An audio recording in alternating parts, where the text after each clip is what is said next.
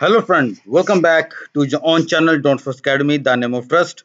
आज डेट है 22 of July 2023 और आज की वीडियो में हम नेक्स्ट वीक को एनालाइज करेंगे और देखेंगे कि मार्केट हमें कौन से पेयर्स के ऊपर नेक्स्ट वीक अपॉर्चुनिटी दे रही है, जिनको अवेल करके हम हैंडसम प्रॉफिट जो है वो मार्केट से जनरेट कर सकते हैं। आप भाइयों से मेरी हमेशा की तरह यही रिक्वेस्ट है कि वीडियो को यानी कि एनालिसिस को शुरू से लेकर एंड तक लाजमी देखें, ताकि जो भी एनालिसिस मैं आपको बताऊं वो आपको अच्छे तरीके से समझ में आ सके। पहले तो आप भाइयों से माजरत है कि लास्ट वीक का वीआईपी ग्रुप का जो रिजल्ट है वो मैं अभी आपको नहीं यहाँ पे दिखा पाऊंगा, लेकिन उसका जो रिजल्ट है वो मैं अपने वीआईपी ग्रुप में और अपने ट्रायल ग्रुप में जो टेलीग्राम पे है और जो व्हाट्सएप पे है मैं वहां पे जो है वो पेस्ट कर दूंगा। ठीक है, तो आप भाइयों से रिक्वेस्ट है कि जिन्होंने मेरा चैनल अभी तक सब्सक्राइब नहीं किया और जो मेरे चैनल पे फर्स्ट टाइम आए हैं वो याद से मेरे चैनल को सब्सक्राइब कर लें और उसके बाद फिर ऑल नोटिफिकेशन पे क्लिक कर दें, ताकि जब भी मेरी न्यू वीडियो अपलोड हो या मैं जब भी लाइव आऊँ आपको नोटिफिकेशन जो है वो वक्त पर जो है वो मिल सके। तो आइए हम अपने चार्ट पे जाते हैं। सबसे पहले हमारे सामने जो चार्ट है एज यूजुअल वो हम डॉलर करेंसी इंडेक्स का रखते हैं, क्योंकि मेरा मानना है कि अगर आप इसको अच्छे तरीके से जज कर पाए तो आप फिर होल मार्केट यानी कि जो डॉलर के साथ जिनका ताल्लुक है आप उनको बआसानी जो है वो फिर एनालाइज कर सकते हैं। आपको याद हो मैंने आप भाइयों को लास्ट वीक की एनालिसिस में बताया था कि sell only if D1 candle strongly break out 99.55। मैंने कहा था कि इसको हम सेल में देखेंगे डॉलर करेंसी इंडेक्स को अगर तो वो 99.55 के बिलो स्ट्रांगली ब्रेकआउट करता है, और हमने क्या देखा वो उसके बिलो आया ही नहीं। ठीक है, और मैंने आपको ये भी बताया था कि इस तरीके से ये अपनी मूवमेंट आपको दिखा पाएगा। तो यानी कि मार्केट के हमारा, और मैंने आपको ये भी बताया था कि मार्केट अगर इसके ऊपर रहेगी तो हम फिर इसको बाय में देखेंगे। ठीक है, तो आप यहाँ पे देख सकते हैं कि मार्केट ने बिल्कुल हमारे एनालिसिस के मुताबिक मूव कर रही है और यानी कि किया भी और आगे करेगी भी। आपको मैंने हमेशा बताया कि हमने दोनों पहलू मार्केट के देखने होते हैं, सेल का भी और बाय का भी। ये नहीं आपने करना कि अगर आप मार्केट को बाय में देख रहे हैं तो मार्केट बाय में ही जाएगी, मार्केट सेल में भी जा सकती है। ठीक है, तो आपने अपने दोनों एनालिसिस जो है वो बना के रखने हैं। अभी की अगर आप बात करें तो मार्केट बहुत स्ट्रांगली जो है वो अपसाइड में मूव कर रही है और चांसेस हैं कि मार्केट के मुसलसल जो है वो आपको अपसाइड में देखने को मिले टू दिस जोन। ठीक है, मैं आपके सामने ये वाला जो जोन है ये मैं ड्रॉ भी कर देता हूँ। मुझे लगता है कि यहाँ तक इसकी मार्केट जो है वो जा सकती है। यहाँ से मार्केट अपनी रिजेक्शन करके गेन इस जोन से अपनी सपोर्ट लेगी एंड अगेन अप, तो इस तरीके से ये साइड वे में रह के देन अगेन अप में मूव ले सकती है। ठीक है, और दूसरा पहलू अगर हम देख लें, मान लेते हैं कि मार्केट इस तरीके से मूवमेंट नहीं दिखाती, मार्केट अपनी एक से सप्लाई जोन पे है। मान लेते हैं कि मार्केट इस तरीके से अपनी मूवमेंट नहीं बनाती और शायद मार्केट इस तरीके से अपनी मूवमेंट बना ले। हम अब जरा इस वाले एनालिसिस को हम जरा बाय के एनालिसिस को हम साइड पे करते हैं।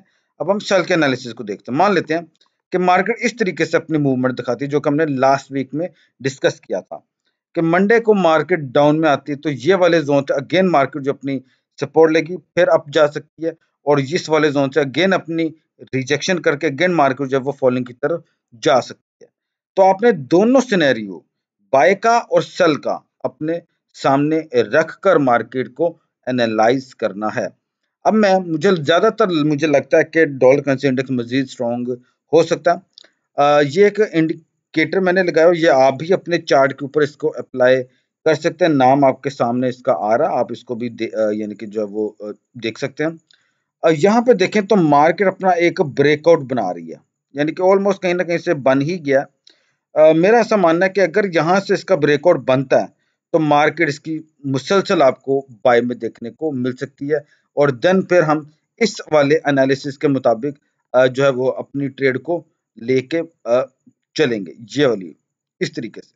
ठीक है, और सेकंड आपको मैं यहाँ पे एक और चीज दिखाऊं कि मार्केट ने अपना लो बनाया, लोअर लो लगा, फिर लोअर लो लगा, लेकिन यहां पे आप देखें कि मार्केट इस जोन में थी और यहां पर थी ये मार्केट। अब मार्केट उसके नीचे आ गई है और मार्केट जो है वो उसके बिल्कुल बराबर में, यानी कि एक तरीके से मार्केट अपनी डाइवर्जेंस में है। ठीक है, तो मुझे लगता है कि डॉलर करेंसी इंडेक्स आपको मजीद स्ट्रॉन्ग जो है वो नेक्स्ट वीक में देखने को मिल सकता है। लेकिन ये दोनों सिनेरियोज आपके सामने, जिसके मुताबिक मार्केट चले उसके मुताबिक आपने अपनी ट्रेड को एग्जीक्यूट करना है। आगे हम बात कर लेते हैं गोल्ड। गोल्ड का भी लास्ट वीक मैंने आप भाइयों को जो एनालिसिस था वो जो दिया था उसके मुताबिक मार्केट जो है वो मूव हुई है, और लेकिन बाद में मार्केट जो है वो फॉलिंग में हमें देखने को मिली है। यहाँ पे Monday, Tuesday, Wednesday, Thursday and Friday, या बिल्कुल एग्जैक्टली हमने बात की थी कि हम इसको बाय करेंगे। ये मंडे की जो कैंडल सेल की बनी है, अगर ये स्ट्रांगली ब्रेकआउट करती फ्राइडे के सेल की कैंडल के हाई को, देन हम गोल्ड के ऊपर बाय की अपॉर्चुनिटी को देखते। लेकिन मंडे की कैंडल बेरिश की बनी थी। ठीक है, तो ये जो हमारा एनालिसिस था वो फिर इनवैलिड बन जाता है। अभी का अगर हम देखें और डॉलर करेंसी इंडेक्स की मूवमेंट को देखें तो उसके मुताबिक तो लगता ऐसा ही है कि गोल्ड फर्दर जो है वो डिक्लाइन में आ सकता है और वो अगेन 1910 तक फॉल कर सकता है। ठीक है, एक और चीज मैं इसके में ऐड कर दूं, गोल्ड को बाय में आपने देखना है, लेकिन तब जब गोल्ड 1990 से अबव रहे। सिंपल, कोई इसमें रॉकेट साइंस नहीं है। जब तक मार्केट 1990 से बिलो है, इसके ऊपर सेल की अपॉर्चुनिटी को देखें। 1990 से अबव जाता है तो फिर आप इसके ऊपर बाय का सेटअप देखें फॉर द टारगेट 2050 के लिए। आगे बात कर लेते हैं पाउंड यूएसडी। पाउंड यूएसडी मुझे सेल में लग रहा है वैसे। ठीक है, लेकिन ये एक इसका बहुत ही स्ट्रॉन्ग एरिया जो कि सपोर्ट मार्केट जहां पे ले रही है। अगर तो मंडे की कैंडल स्ट्रॉन्ग बुलिश की बनती है, मैं बार बार बोल रहा हूं, अगर मंडे की कैंडल स्ट्रॉन्ग बुलिश की बनती है तो ही आपने इसके ऊपर बाय की ट्रेड को एक्टिव करना है फॉर द टारगेट 1.3140 के लिए। ठीक है, मैं यहाँ पे मेंशन भी कर देता हूँ, मैंने यहाँ पे सॉरी माजरत, मैं आई थिंक मेंशन करना भूल गया। पॉसिबल अप अगर हम देखें तो वो बनती है 1.3140। ठीक है, तो फिर आपका जो टारगेट है वो ये होना चाहिए। ठीक हो गया, और मार्केट अगर 1.2820 के नीचे आ जाती है और अपनी क्लोजिंग कोई H4 कैंडल 1.2820 के बिलो दे देती है तो फिर आप पाउंड यूएसडी के ऊपर सेल की अपॉर्चुनिटी को देखें for the target 1.2700 and then 1.2600 के लिए। सिंपल, आपको ज्यादा कुछ नहीं सोचना। जब तक मार्केट 1.2820 के ऊपर है, बाय का सेटअप देखना है। 1.2820 के बिलो अगर मार्केट आती है और H4 की कैंडल अपनी क्लोजिंग इसके नीचे देती है तो आपने इसके ऊपर सेल का सेटअप देखना है। ठीक है, ब्रेकआउट हो जाना बड़ी बात नहीं है, क्लोजिंग बड़ी बात होती है। आगे बात कर लेते हैं यूरो यूएसडी। यूरो यूएसडी का भी ऐसे मैंने आपके सामने दोनों सिनेरियो बाय का और सेल का मैं आपके सामने रख रहा हूं ताकि आपको नेक्स्ट वीक मार्केट एनालाइज करना आसान हो जाए। अभी देखें तो यूरो यूएसडी अपनी सपोर्ट पे आ रही है। हो सकता है मार्केट यहाँ से अपनी रिजेक्शन करे, स्ट्रॉन्ग बुलिश कैंडल जो है वो फॉर्म्ड हो D1 के चार्ट पे और मार्केट फर्दर आपको बाय में देखने को मिल जाए फॉर द टारगेट 1.1500। और मान लेते हैं कि डॉलर करेंसी इंडेक्स मुसलसल स्ट्रॉन्ग ही होता है तो क्या होगा। तो मैं सॉरी मैंने ये वाला जोन मेंशन नहीं किया, सॉरी। ओके, वो जोन बन जाता है आपका 1.1060, 1.1060। अगर मार्केट अपनी क्लोजिंग इसके बिलो करती है या H4 कैंडल उस दिन जब मार्केट अपना ये ब्रेकआउट देगी और वही कैंडल अपनी क्लोजिंग 1.1060 के बिलो दे देती है तो आप यूरो यूएसडी के ऊपर सेल की अपॉर्चुनिटी को अवेल करें फॉर द टारगेट 1.0850 के लिए। और जब तक मार्केट 1.1060 के अबव है तो आपने यूरो यूएसडी के ऊपर बाय की अपॉर्चुनिटी को ही अवेल करना है। दैट्स इट, टारगेट उसका भी मैंने आपको बता दिया। आगे बात कर लेते हैं ऑस्ट्रेलियन डॉलर यूएसडी। ये मुझे वीक लग रहा है और मेरा ऐसा मानना है कि ये फर्दर आपको जो है नेक्स्ट वीक भी फॉलिंग में देखने को मिल सकता है। टारगेट इसके ऊपर वेरी स्मॉल है, 105 या 108 पिप इसके ऊपर बनते हैं। मैं ख्याल में जैसे आपका ये वाला टारगेट हिट हो, आप मजीद इसके ऊपर फिर ट्रेड मत करें। 0.6625 मुझे लगता है कि इसकी मार्केट जो ये फॉल कर सकती है और उसके बाद भी जो है वो फॉलिंग में आ सकती है। लेकिन अगर आप इसके ऊपर ट्रेड करते हो तो ये वाला टारगेट जब आपका हिट हो जाए, आप मार्केट से आउट हो जाए, फिर इसके ऊपर आप ना बाय करें ना ही सेल करें। आगे बात कर लेते हैं USD Japanese yen. Last week में हमने बात की थी डिमांड जोन की। एग्जैक्टली मार्केट ने अपने डिमांड जोन से ही बुल रन जो है वो लिया है और इसकी मार्केट मुसलसल आपको अपसाइड में देखने को मिल रही है। आई बिलीव कि यूएसडी जैपनीज येन अगेन 144.65 के जोन तक जाएगा। आगे बात कर लेते हैं यूएसडी सीएचएफ। इसकी भी बात हमारी लास्ट वीक यही थी कि सेल, और ये मैंने मेंशन भी किया था, ओनली सेल करेंगे, लेकिन तब sell only if D1 candle strongly crosses 0.8570 and H4 candle must be close below it. लेकिन वो हमें लास्ट वीक में ऐसा देखने को नहीं मिला और ये भी बोला था कि उस जब तक इस प्राइस के ऊपर मार्केट रहेगी तो आपने बाय की ट्रेड को एक्टिव करना है। आई बिलीव कि यूएसडी काफी स्ट्रॉन्ग हो रहा है और मुझे लगता है कि ये फर्दर अभी आपको नेक्स्ट वीक भी ये बाय में देखने को मिल सकता है। ठीक है। अ, अभी ये है कि आप जब तक मार्केट 0.8570 के ऊपर है, आप इसके ऊपर बाय का सेटअप।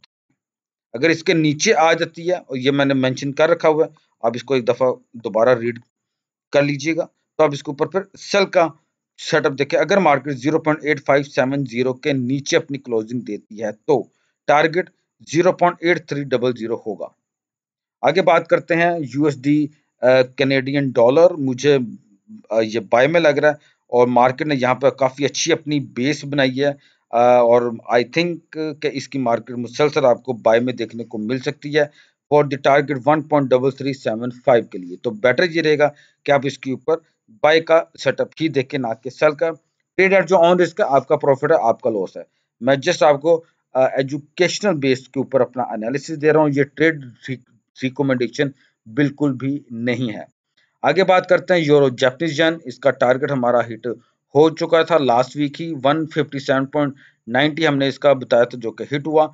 अब मुझे लगता है कि अगर मंडे की कैंडल इसके ऊपर बाय की बनती है तो आप इसके ऊपर बाय की ट्रेड को ही एक्टिव करें। मैं आपको लास्ट वीक से बता रहा हूं कि जापान के हालात मुझे अभी भी जो है वो अच्छे नहीं लग रहे। मुझे लगता है कि अभी भी जो उसके पेयर्स हैं वो इसके अगेंस्ट मूव लेंगे और लास्ट वीक जापान वीक रहा। मैंने आपको, आप मेरी लास्ट वीक की वीडियो देख लें, मैंने उसके अंदर आपको बताया था और वैसे ही मार्केट ने मूव की। उससे लास्ट वीक भी मैंने बाय ही बताया था, लेकिन मार्केट हमारे एनालिसिस के अगेंस्ट आई थी। लेकिन आखिरकार उसका जो ट्रेंड है वो बाय का ही है। अगर मंडे की कैंडल बाय की बनती है, आप इसके ऊपर बाय की ट्रेड को ही एक्टिव करें और स्टॉप लॉस मंडे का जो लो लगा होगा वो आप अपना स्टॉप लॉस लगा दें। Very simple. ठीक है, चलें। टारगेट उसका फिर आपका नेक्स्ट जो आ रहा है वो 162.40 आ रहा है यूरो जापानीज येन के ऊपर। चलें आगे चलते हैं। कैट जापानीज येन की बात करें, मार्केट की लास्ट वीक भी हम मैंने यहाँ पे मेंशन कर रखा था, wait for strong bullish engulfing candle then buy it on Tuesday. तो यहाँ से हम देख लें Monday, Friday, Thursday, Wednesday, Tuesday and Monday. Monday को तकरीबन ऑलमोस्ट मार्केट ने अपनी डोजी बनाई है कैंडल, लेकिन विक्स काफी लॉन्ग बनी। मंडे को भी काफी विक्स लॉन्ग थी और ट्यूसडे वाले दिन भी, लेकिन मार्केट की जो कैंडल है वो बाय की रही और आपके सामने लगातार मार्केट जो है वो बुलिश में गई है। ठीक है, यहाँ से अगर हम देखें तो मार्केट तकरीबन 120 पिप्स जो है, सॉरी 220 पिप्स मार्केट जो है वो यहाँ तक गई। अगर हम यहाँ का तक ले लें तो फिर तो यानी कि 250 पिप्स मार्केट जो है उसकी मूवमेंट देखने को मिली लास्ट वीक और मुझे लग रहा है कि मार्केट भी इसकी बाय में ही है। तो बेटर ये रहेगा कि आप इसके ऊपर बाय का सेटअप ही देखें फॉर द टारगेट 109.20। आगे बात कर लेते हैं CHF जापानीज येन। मैं इसके ऊपर अभी भी बाय में हूं और मेरा ऐसा मानना है कि इसकी मार्केट मुसलसल आपको बाय में देखने को मिल सकती है।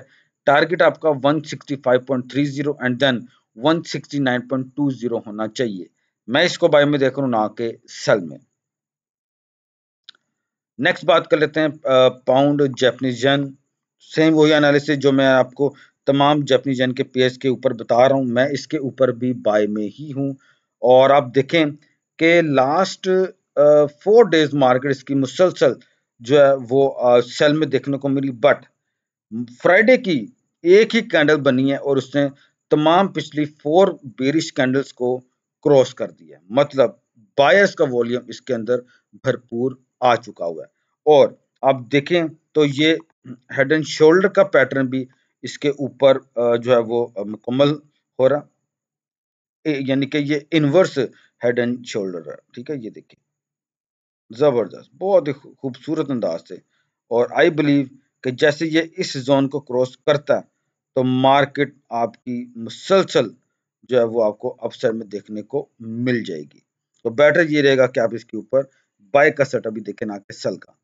आगे बात कर लेते हैं Australian dollar Japanese yen. I am bullish on it और मुझे लग रहा है कि ये अभी भी बाय में ही जाएगा। टारगेट आपका 96.70 होना चाहिए। ठीक है, ओके, आगे चलें जी।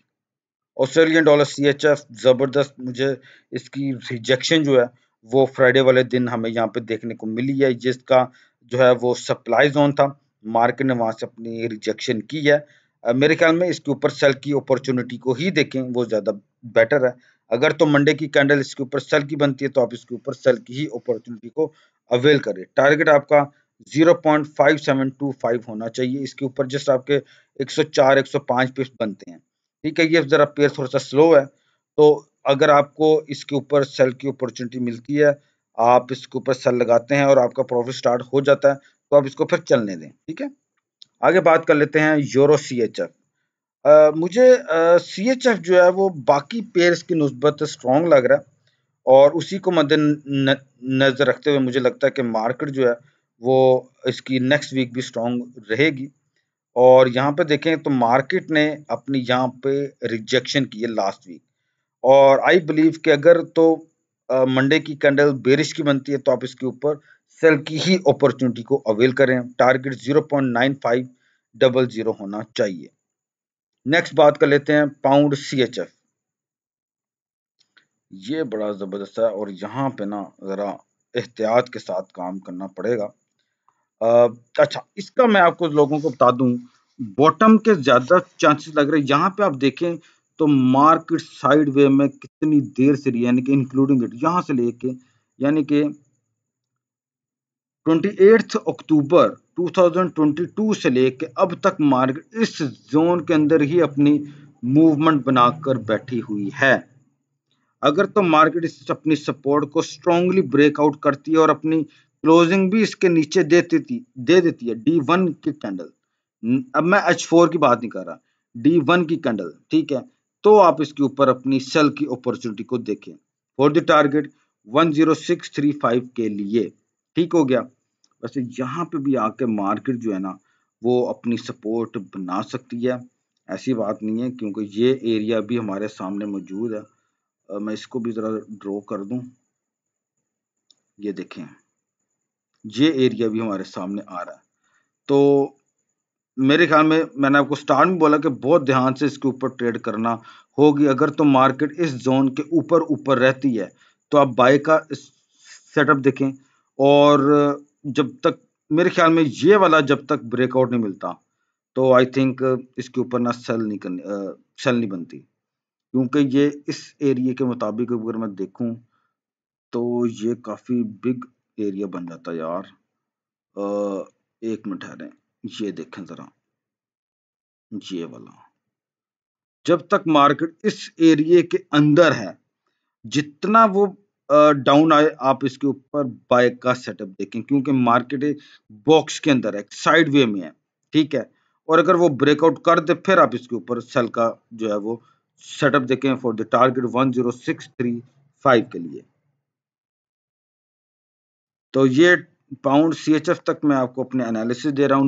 न्यूजीलैंड CHF की बात करूं तो ये बिल्कुल इसका डाउन ट्रेंड बिल्कुल वैलिड है, और मुझे लगता है कि अगर तो ये फॉल करता तो ये फिर फ्री फॉलिंग की तरफ जाएगा और फिर आपको ट्रेड क्लोज करने की ज़रूरत नहीं है।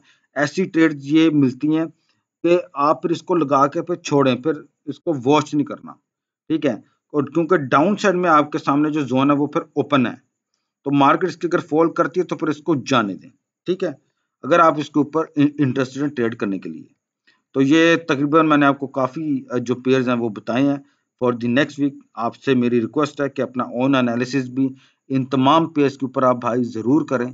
जिस पेयर के ऊपर आपका एनालिसिस मेरे एनालिसिस के साथ मैच करता है, आप जस्ट उसी पर्टिकुलर पेयर के ऊपर अपनी ट्रेड को एक्टिव करें। और लेकिन मैं अगेन आपको बता रहा हूँ, ट्रेड एट जो ऑन रिस्क है, आपका प्रॉफिट है, आपका लॉस है।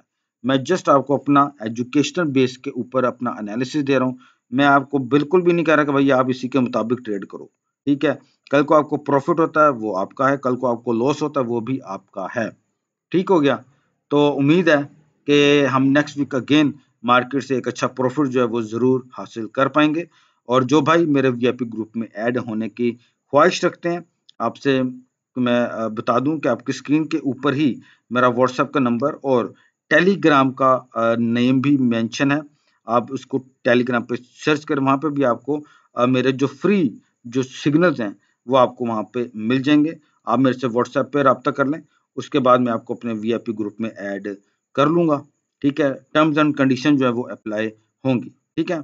और मैं आपको साथ एक और बात भी बता दूं कि मेरा वीआईपी ग्रुप जो है वो टोटली फ्री ऑफ कॉस्ट है, मैं किसी भी किस्म के कोई भी चार्जेस नहीं लेता, ठीक हो गया भाई। तो अगेन कह रहा हूँ कि जिन्होंने मेरे चैनल को सब्सक्राइब नहीं किया वो सब्सक्राइब कर लें, फिर ऑल नोटिफिकेशन पर क्लिक कर दें ताकि जब भी मेरी न्यू वीडियो अपलोड हो वह भाइयों को वक्त पर मिल सके। तो let's make money together. Thank you so much for watching my analysis on weekly forex forecast.